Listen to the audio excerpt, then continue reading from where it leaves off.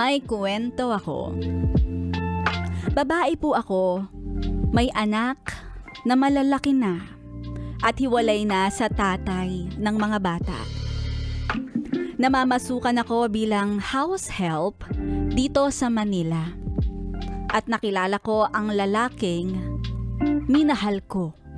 Yes, nagmahal akong muli.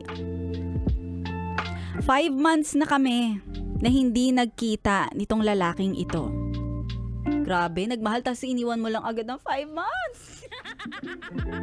Medyo hindi din kasi kami madalas magkasundo.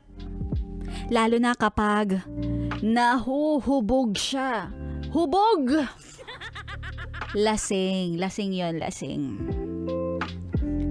Nagiging iba siya kapag lasing siya. Mapanakit at naninigaw. Yun naman ang dahilan kung bakit hindi na ako nagparamdam sa kanya sa loob ng 5 buwan.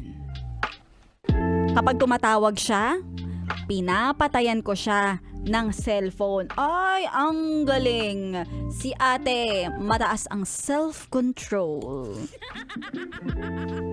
Kaso itong February lang, nag-text siya.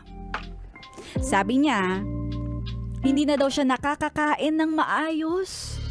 At hindi din daw siya makatulog. Buhat nang umalis ako. Nakita ko naman sa sinend niyang picture, nangayayat siya ng husto. Ay, may paawa effect yung ex. Ex na nga ba? Di pa tayo sure. Siyempre, may pinagsamahan kami.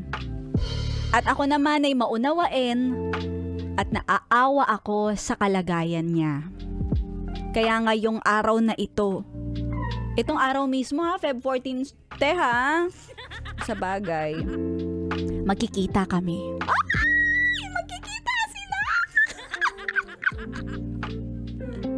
Hindi ko alam kung makikipagbalikan ako. Kilala siya ng anak kong panganay. At sinasabihan ako na wag na daw akong makipagbalikan sa lalaking yun. Natiis ko nga siya ng 5 buwan. At sa ngayon, gusto ko lang nakamustahin ang kalagayan niya.